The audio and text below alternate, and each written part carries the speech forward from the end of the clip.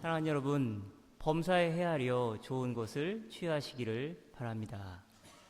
또한 범사에 헤아려 좋은 것을 취하되 악은 어떤 모양이라도 버리시기를 바랍니다. 오늘 본문은 내년도 야레스로 중 말씀입니다. 범사에 헤아려 좋은 것을 취하고, 세번역 성경은 모든 것을 분간하고 좋은 것을 굳게 잡으십시오. 이 말씀에 귀 기울이며 우리의 지난 날을 내 삶을 되돌아보고 앞으로의 인생을 말씀 앞에 비추며 나아가시기를 바랍니다.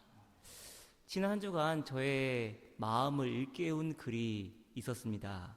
여러분에게도 유익이 될 것 같아 잠시 읽어드리려고 하는데요. 그리스 작가 니코스 카얀차키스의 장편소설 그리스인 조르바에 나오는 한 대목입니다. 조금 길더라도 들어보시기를 바랍니다.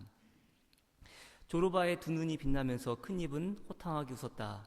내게는 저건 터키 놈, 저건 불가리아 놈, 이건 그리스 놈 하던 시절이 있었습니다. 두목, 난 당신이 들으면 머리카락이 쭈뼛달 것도 조국을 위해서랍시고 태어나겠습니다. 중간 생략하고요. 요새 와서는 이 사람은 좋은 사람, 저 사람은 나쁜 놈, 이런 식입니다.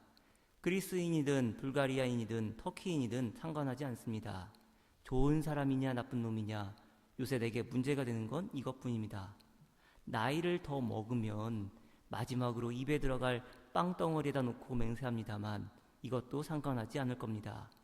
좋은 사람이든 나쁜 놈이든 나는 그것들이 불쌍해요. 모두가 한 가지입니다. 태어내야지 하고 생각해도 사람만 보면 가슴이 뭉클해요. 오, 여기 또 하나 불쌍한 것이 있구나. 나는 이렇게 생각합니다. 누군지는 모르지만 이자 역시 먹고 마시고 사랑하고 두려워한다. 이자 속에도 하나님과 악마가 있고 때가 되면 뻗어 땅 밑에 널빤지처럼 꼿꼿하게 눕고 구더기 밥이 된다. 불쌍한 것. 우리는 모두 한 형제가 아니지 모두가 구더기 밥이니까. 저와 여러분은 모두 그리스도 예수 안에서 하나 된 하나님의 가족입니다. 교회는, 그리고 교회의 구성원 된 성도는 하나님을 아버지로 모신 공동체입니다. 나이를 더 먹으면 이것도 상관하지 않을 겁니다. 좋은 사람이든 나쁜 사람이든 나는 그것들이 불쌍해요. 모두가 한 가지입니다. 이 귀한 사실 바로 깨닫기를 원한다면 베드로 사도의 말에 귀 기울여 보시기를 바랍니다. 개역개정성경으로 베드로후서 1장 4절로 7절 말씀입니다. 이로써 그 보배롭고 지극히 큰 약속을 우리에게 주사 이 약속으로 말미암아 너희가 정욕 때문에 세상에서 썩어질 것을 피하여 신성한 성품에 참여한 자가 되게 하려 하셨느니라. 그러므로 너희가 더욱 힘써 너희 믿음의 덕을, 덕의 지식을, 지식의 절제를, 절제의 인내를, 인내의 경건을, 경건의 형제의 우애를, 형제의 우애의 사랑을 더하라. 베드로 사도는 신성한 성품에 참여하는 자가 되라 말합니다. 그런데 베드로후서 1장 4절이 말하는 신성한 성품 혹은 신적 성품은 본질적으로 완연하게 다른 본성을 갖고 있다는 의미를 내포하고 있습니다.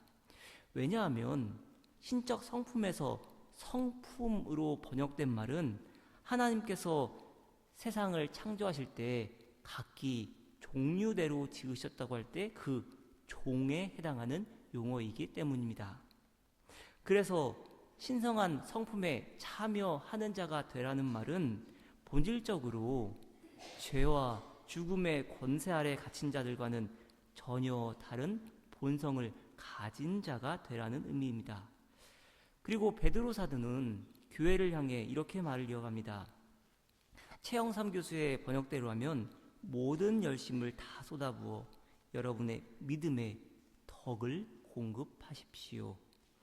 저와 여러분의 열심이 어디를 향해야 한다고 말하고 있습니까? 믿음의 반석 위에 덕을 공급하라는 겁니다. 믿음의 기초 위에 세워질 덕은 사랑의 능력을 의미하는데 1차적으로는 이 사랑의 능력, 하나님의 용서와 인내, 온유와 지혜, 그 신실하심을 가리킵니다.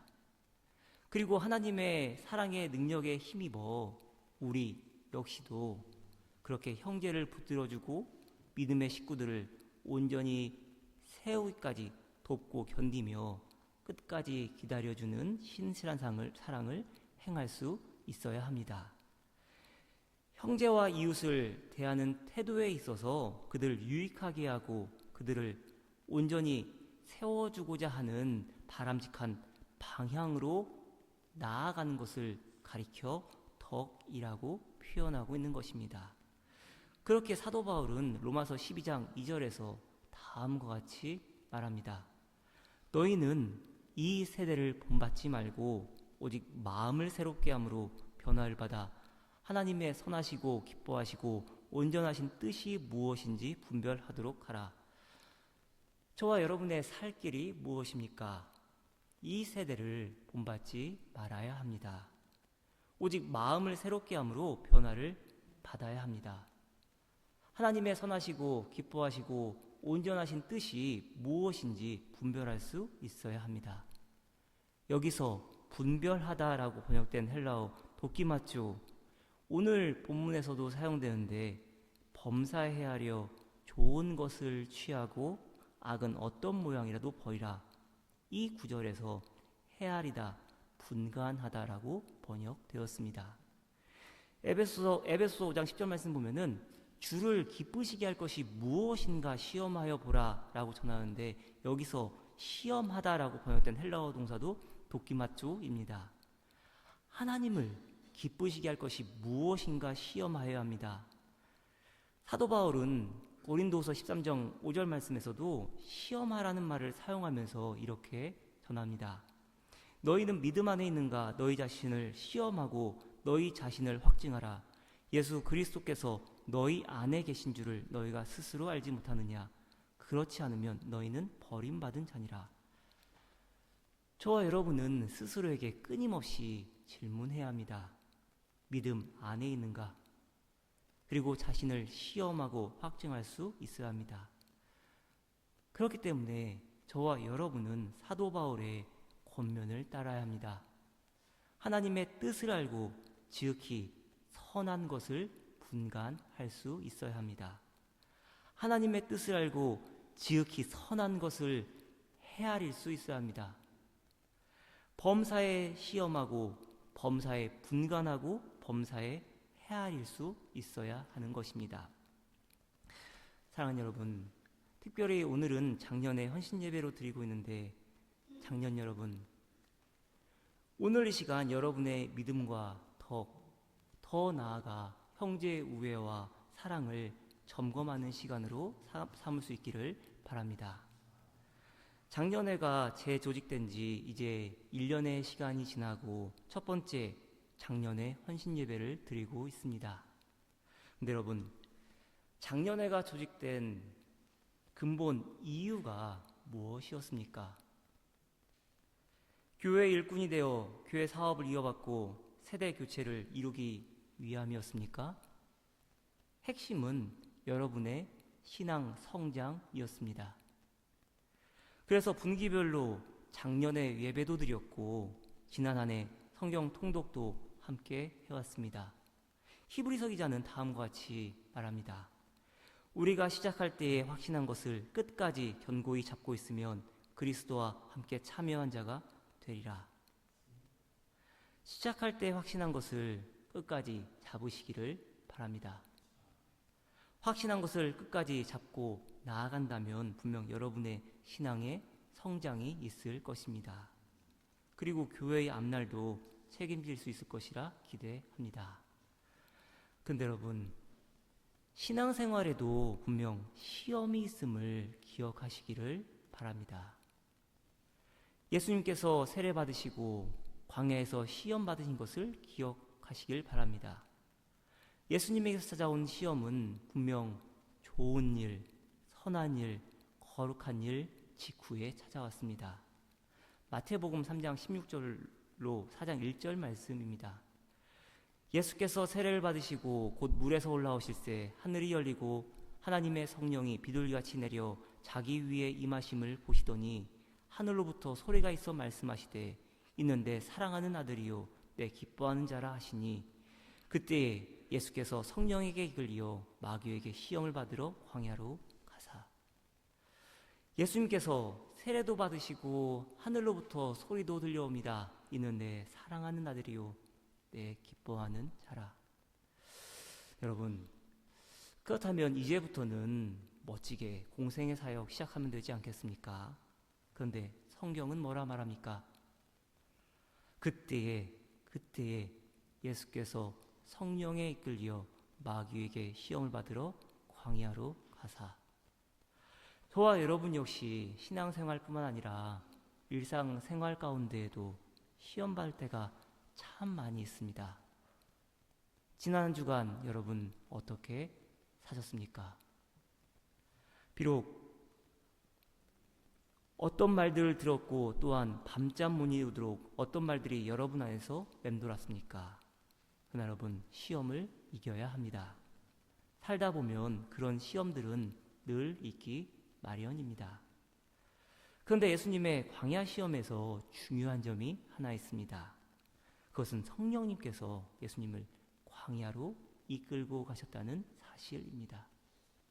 비록 마귀에게 시험받았지만 성령 하나님께서 여전히 친히 돌보고 계신다는 말씀입니다.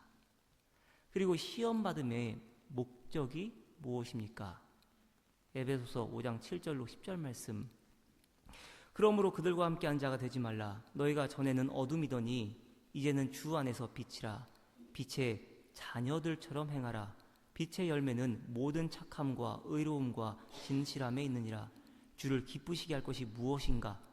시험하여 보라. 시험받음의 목적이 무엇입니까? 빛의 자녀들처럼 행하라는 겁니다. 그러므로 주를 기쁘시게 할 것이 무엇인가 시험하여 보라는 겁니다.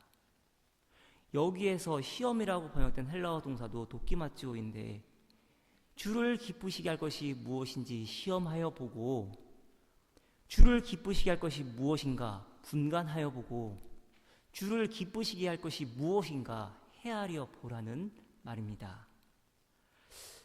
예수님의 시험받음 그리고 예수님께서 그렇게 광야에서의 어려운 시간들을 이기셨는지를 통해서 저와 여러분 역시도 범사에 헤아려 범사에 분간하여 세상에서 숱하게 만나게 되는 시험들을 능히 헤쳐나가라는 겁니다.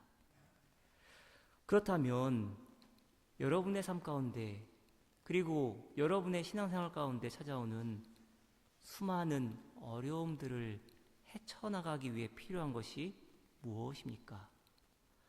여러분의 앞날을 선하게 인도할 지도를 가질 수 있기를 바랍니다. 어떠한 지도입니까? 첫 번째로 성령의 인도하심을 받으시기를 바랍니다. 오늘 본문 데살로니가전서 5장 21절 말씀이 어떤 문맥에서 기록되고 있는지 살펴보도록 하겠습니다. 개역 개정성경으로 데살로니가전서 5장 16절로 22절 말씀입니다. 항상 기뻐하라, 쉬지 말고 기도하라, 범사에 감사하라. 이것이 그리스도 예수 안에서 너희를 향하신 하나님의 뜻이니라. 성령을 소멸하지 말며 예언을 멸시하지 말고 범사에 헤아려 좋은 것을 취하고 악은 어떤 모양이라도 버리라. 범사에라는 표현이 2번이나 반복되고 있습니다. 항상 기뻐하라, 쉬지 말고 기도하라, 범사에 감사하라. 범사에 헤아려 좋은 것을 취하고 악은 어떤 모양이라도 버리라. 그런데 여러분 이것이 어떻게 가능합니까? 항상 기뻐할 수 있는 이유, 쉬지 말고 기도하며 범사에 감사할 수 있는 이유, 범사의 헤아림으로 좋은 것을 붙잡으며 범사의 분간함으로 1절 악한 것과는 근절할 수 있는 이유가 무엇입니까? 성령 하나님께서 저와 여러분의 삶을 인도하셔야만 합니다. 예수님께서 이렇게 기도하라 명령하셨습니다. 우리를 시험에 들게 하지 마시옵고 다만 악에서 구하시옵소서. 여기서 여러분이 구분하셔야 할 것은 시험에는 두 종류가 있다는 겁니다. 시험에는 성도의 자질을 검증하기 위한 것이 있고 또한 성도를 넘어뜨리기 위한 것이 있습니다. 하나님은 아브라함의 믿음을 시험하시기 위해 아들 이삭을 바치라고 명하셨고, 사탄은 예수의 믿음을 시험하기 위해 하나님에 대한 믿음을 저버리라고 명하였습니다. 그런데 주기도문에서 시험에 들게 하지 말라는 요청은 바로 후자의 의미로 사용된 것입니다. 하이델베르크 요리문답 127문답 다음과 같이 말합니다. 127문입니다. 여섯 번째 간구는 무엇입니까? 답: 우리를 시험에 들게 하지 마시옵고 다만 악에서 구하시옵소서라는 간구입니다. 우리 자신만으로는 너무나 연약하여 우리는 한순간도 스스로 설 수 없사오며 우리의 불구대천의 원수인 마귀와 세상과 우리의 육신은 끊임없이 우리를 공격하나이다. 그러하므로 주의 성령의 힘으로 우리를 친히 붙드시고 강하게 하셔서 우리가 이 영적 전쟁에서 패하여 거꾸러지지 않고 마침내 완전한 승리를 얻을 때까지 우리의 원수에게 항상 굳세게 대항하게 하시옵소서. 오늘 본문 역시도 범사에라는 단어 사이에 두고 이렇게 말합니다. 성령을 소멸하지 말며 예언을 멸시하지 말고. 저와 여러분이 너무도 연약하여져서 단 한순간도 설 수 없을 때라도 여러분, 이것이 오히려 하나님께 나아가는 가장 좋은 기회인 것을 여러분 잘 알지 않습니까? 오히려 연약할 때 하나님을 더욱 붙들고 나아가지 않으셨습니까? 성령님께서 저와 여러분을 친히 붙드시고 강하게 하실 것이라고 약속합니다. 오늘 장년회에서 봉헌 특송 준비했는데 곡의 제목이 성도의 노래입니다. 여러분 가사 들려드릴 텐데요. 정말로 여러분의 노래라고, 성도의 노래라고 주저하지 않고 인정하시겠습니까? 환난, 가난과 고난, 수고로움 속에도 성도는 그 믿음을 지켰네. 주를 섬기는 일에 자신을 다 드리며 진리의 말씀과 성령으로 그 길을 걸었네. 그리스도 안에서 새롭게 하시고 그리스도로 인하여 자유케 되었네. 우리는 무명하나 유명한 자요 죽음의 위기 속에서도 참 생명 가졌고 근심하나 기뻐하며 가난하나 다른 일을 부유케 하는 자로다. 모든 것 가진 자로다. 모든 것 가진 자로다. 사도 바울은 이렇게 고백하고요. 고린도후서에서 이어나가면서 마지막 장에서 다음과 같이 고백합니다. 고린도후서 13장 4절 5절 말씀입니다. 그리스도께서 약하심으로 십자가에 못 박히셨으나 하나님의 능력으로 살아계시니 우리도 그 안에서 약하나 너희에게 대하여 하나님의 능력으로 그와 함께 살리라. 너희는 믿음 안에 있는가? 너희 자신을 시험하고 너희 자신을 확증하라. 예수 그리스도께서 너희 안에 계신 줄을 너희가 스스로 알지 못하느냐? 그렇지 않으면 너희는 버림받은 자니라. 저와 여러분이 믿음 안에 있는가 자신을 시험하고 확증해야 하는 이유가 무엇입니까? 하나님의 능력으로, 성령의 능력으로 살아가고 있는지 아니면 내 능력으로, 내 뜻과 계획으로 살아가고 있진 않는지 분간하고 헤아리기 위함입니다. 오늘 작년에 헌신예배 준비하면서 제 마음에 그려졌던 한 장면이 있었습니다.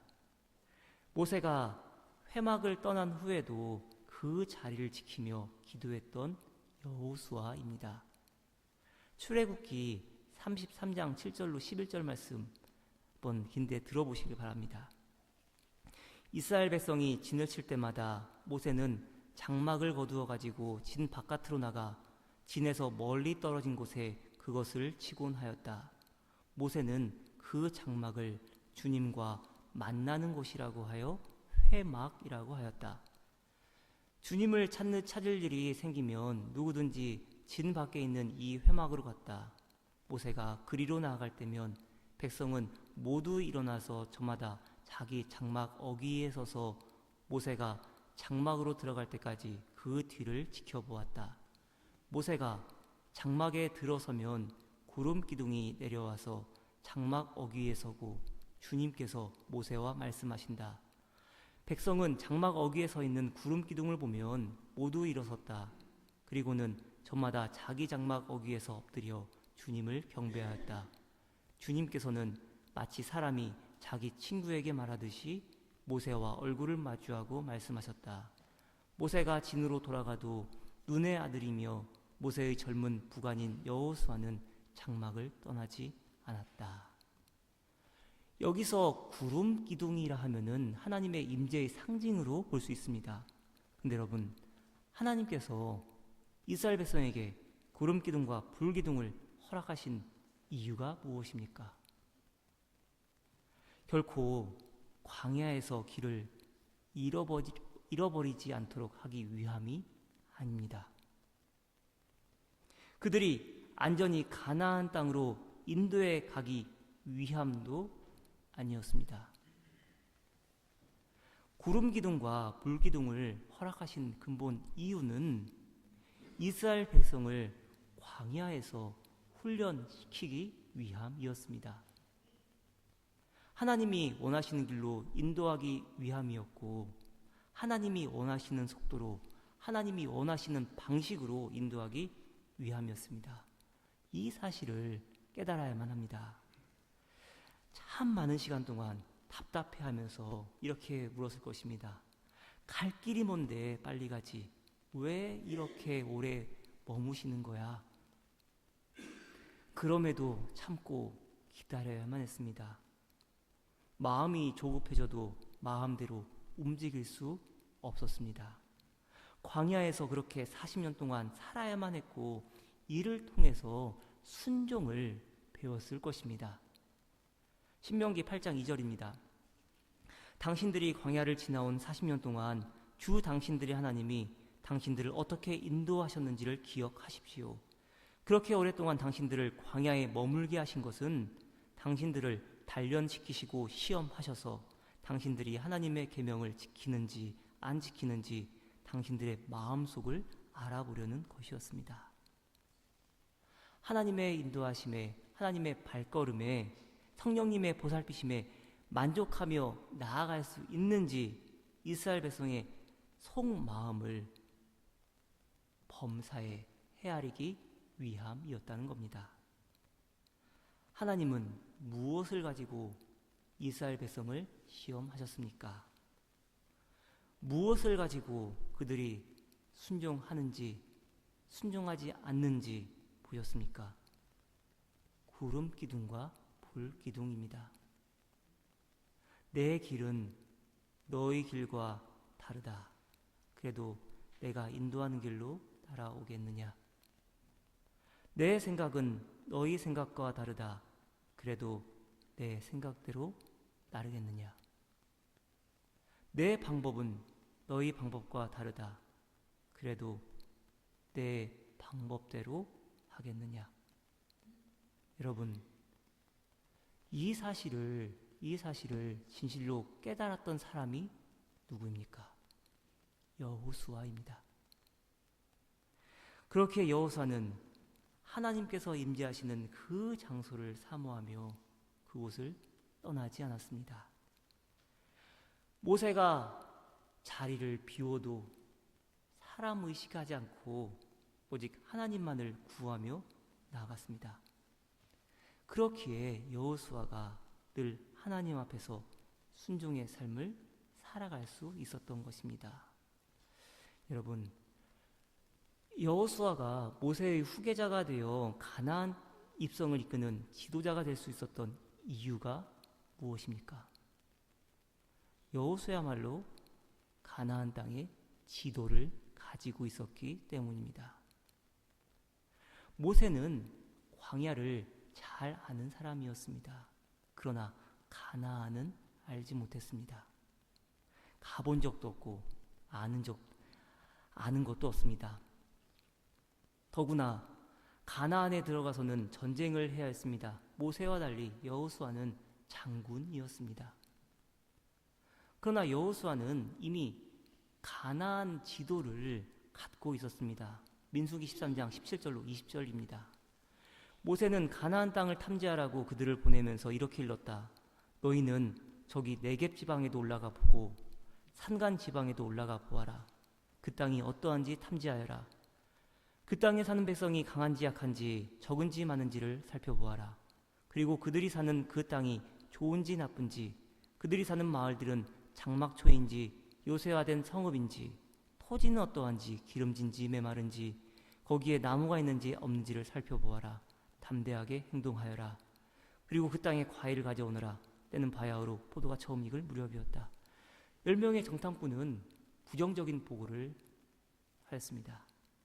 헛된 말로 사람들의 마음을 어지럽게 하였습니다.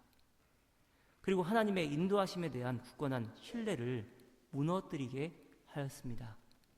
그러나 오직 갈렙과 여호수아만이 하나님의 능력을 굳건히 신뢰하였습니다. 근데 여러분, 여호수아의 지도력이 빛을 발할 수 있었던 이유가 무엇이었습니까? 모세 덕분입니다. 모세는 가나안 땅에 들어가지 못한 것을 벌로 여기지 않고 오히려 하나님의 배려로 여기지 않았을까 싶습니다. 그동안의 수고에 대해 무거운 짐을 벗겨주시려는 하나님의 배려로 여겼을 것입니다. 만일 모세가 여호수아와 함께 가나안에 들어갔다면 평생을 모세의 시종으로 섬긴 여호수아는 제대로 된 리더십을 발휘하기 어려웠을 것입니다. 여호수아는 사사건건 물어야 했을 것이고 모세는 사사건건 훈수를 두고 싶었을 것입니다. 이스라엘 백성도 여호수아가 아니라 모세를 바라보았을 것이고 이로 인해 여호수아는 제대로 된 리더십을 발휘할 수 없었을 것입니다. 그러나 여러분, 이 사실을 기억하지 않습니까? 예수님께서 변화산에 올라가셨을 때 베드로와 야고보와 요한이 누구를 보았습니까? 모세입니다. 이 세상에서의 가나안이 아닌 진짜 가나안, 천상의 가나안에 있는 모세를 본 것입니다. 마가복음 9장 2절로 4절 말씀. 그리고 엿새 뒤에 예수께서 베드로와 야고보와 요한만을 데리고 따로 높은 산으로 가셨다. 그런데 그들이 보는 앞에서 그의 모습이 변하였다. 그 옷은 세상에 어떤 빨래꾼이라도 그렇게 희게 할 수 없을 만큼 새하얗게 빛났다. 그리고 엘리야가 모세와 함께 그들에게 나타나더니 예수와 말을 주고받았다. 여러분, 가나안에 들어가지 못한다고 실패가 아닙니다. 가나안에 들어가지 못한 채 광야에서 마친다 하더라도 묘한성이 아닙니다. 저와 여러분이 진정 신앙인이라면 이 세상 나라 가나안이 아닌 하나님이 예비해 두신 진짜 가나안을 바라보며 소망 가운데 살아갈 수 있어야 합니다. 진짜 가나안은 어디입니까? 우리가 하나님의 백성이 되는 곳입니다. 하나님을 우리의 왕으로 섬기는 곳입니다. 하나님이 우리를 다스리는 곳입니다. 우리가 하나님의 뜻을 이루어 드리면 우리가 있는 자리에서 하나님의 뜻이 이루어지는 곳입니다. 그곳이 바로 천국이요 하나님 나라 곧 가나안입니다. 그렇기에 히브리서 기자는 다음과 같이 말합니다. 개역 개정성경으로 히브리서 11장 38절로 40절입니다. 이런 사람은 세상이 감당하지 못하느니라. 그들이 광야와 산과 동굴과 토굴에 유리하였느니라. 이 사람들은 다 믿음으로 말미암아 증거를 받았으나 약속된 것을 받지 못하였으니 이는 하나님이 우리를 위하여 더 좋은 것을 예비하셨은즉 우리가 아니면 그들로 온전함을 이루지 못하게 하려 하심이라. 이 말씀을 우리 교회에 비추어 적용하면 이렇습니다. 세상이 감당하지 못하는 사람들, 믿음으로 말미암아 증거받은 사람들 누구입니까? 1세대 어른들입니다. 그러나 성경은 말합니다. 1세대 어른들이 약속된 것을 받느냐 받지 못하느냐의 여부는 장년애가 1세대의 믿음의 유산을 이어받느냐 이어받지 못하느냐로 결정된다는 것입니다. 우리가 아니면, 다음 세대가 아니면 그들로 온전함을 이루지 못하게 하려 하심이라. 모세가 여호수아에게 했던 것처럼 그리해야 합니다. 만일 그렇지 못하면 1세대의 믿음은 온전함을 얻지 못할 것입니다. 제 말이 아닙니다.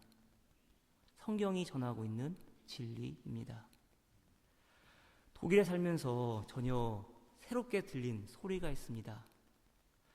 겨울에는 그리 느끼지 못했고 추위 때문에라도 그렇지 않을 거라는 고정관념 때문이었는지 모르겠습니다. 어제 오늘 이른 새벽에 이른 시간에 청한 새소리를 들었습니다. 독일 살면은 어디에 가나 쉽게 새소리를 들을 수 있습니다. 근데 어제 오늘 참 쌀쌀한 날씨임에도 여전히 새는 청한 소리를 낸다는 사실에 놀라지 않을 수 없었습니다.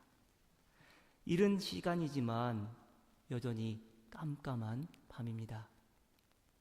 모두들 잠들어 있는 그 시간, 깊은 어두움이 우리의 삶을 조여올지라도 새는 청한 소리를 내고 있었습니다. 하나님은 늘 저와 여러분에게 좋은 것을 허락하십니다. 그렇기 때문에 소망의 끈을 놓지 않고 하나님께로 나아갈 수 있어야 합니다.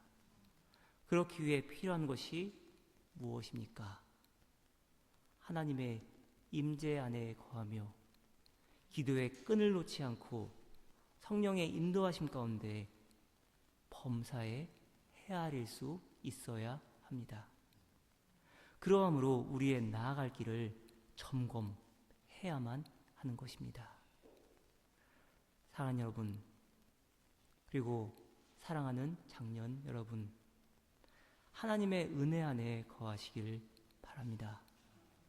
그리고 하나님이 보여주시는 길을 따라 모세와 여호수아처럼 순종함으로 나아가시기를 바랍니다.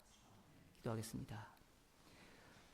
하나님의 인도하심에 전적으로 순종하며 나아가는 성도 되게 하옵소서. 예수 그리스도의 이름으로 기도드렸습니다. 아멘.